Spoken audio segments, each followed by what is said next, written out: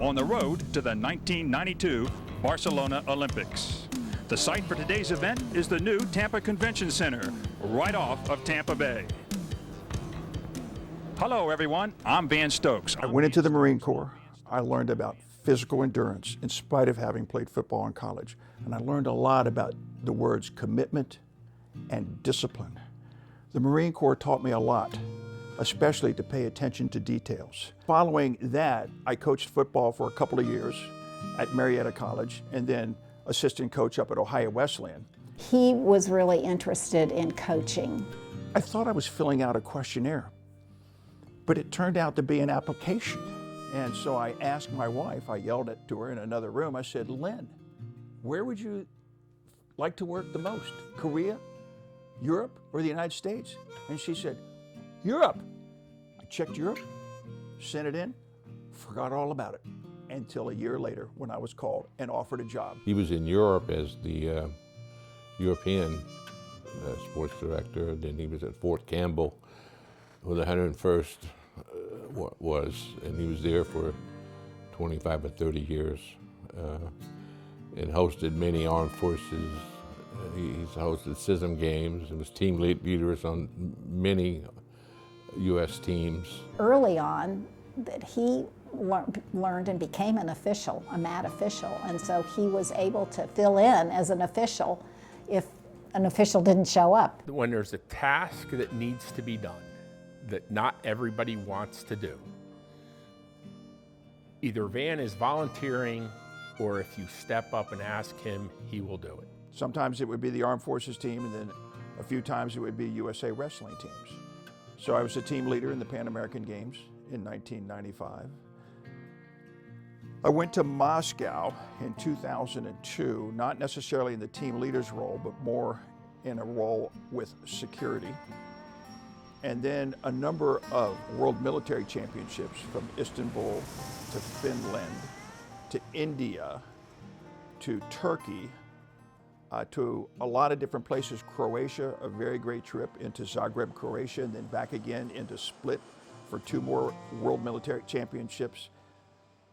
And down to Cuba as a team leader for the United States in 1992 and 1994. When I started wrestling, the local high school program and the program that I was a part of, we didn't have a dedicated wrestling room. We were actually rolling out wrestling mats in a small corner of the cafeteria in the gym. And we didn't have a dedicated weight room. It was actually part of the ag class, and the weights were 20 years old. And my dad and other parents of that program got together, and by the time I was a senior and the program had taken off, and the successes of the program were evident through the hard work and through the results the program was having, they got together and were able to raise money as a booster program, and they all co-signed on a loan together to build a wrestling building. And my dad was part of that. That building stands today, 25 years later. I've coached in it and have had an opportunity to have an impact on kids here, which has been incredibly rewarding.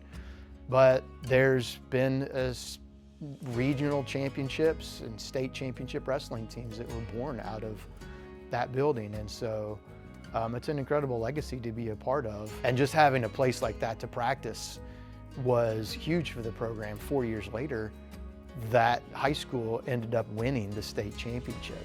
To be successful in life, you need coaching, you need support. The athlete doesn't just show up and win a medal. And he's done that with his experience in sports administration and caring over the last 40 years. He's really the type of person that when something needs to get done, he's willing to help. Now, he doesn't want to do it alone, and he doesn't want all the credit. He wants people to help and help mentor and teach people along the way. And that's another thing I really like, and he has helped mentor and teach me along the way also. But he's a tireless worker for the sport of wrestling and ultimately USA Wrestling. He can see the impact that it has on people. having never been through it himself, he has learned and kind of gotten the, gotten the context for the sport and the benefit that it can bring to people. He's well deserving of the award. He has done a lot for USA Wrestling and the sport of wrestling at multiple different levels over the years. He really cares about USA Wrestling, and more importantly, cares about the sport, cares about the impact that it has on men and women and the role that USA Wrestling as a national governing body plays.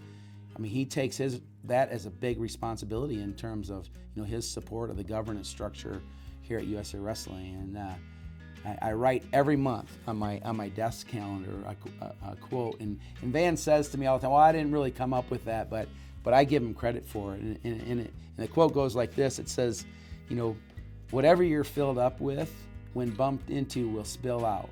Make it joy and gratefulness." And it's so true. And if you know Van at all, he lives that. You don't ever run into Van Stokes when he's having a bad day, right? And he's, someone that's committed, certainly a big portion of his life to this organization and the success at USA Wrestling. Van Stokes' fingerprints are all over it. He denies it, but it's the truth.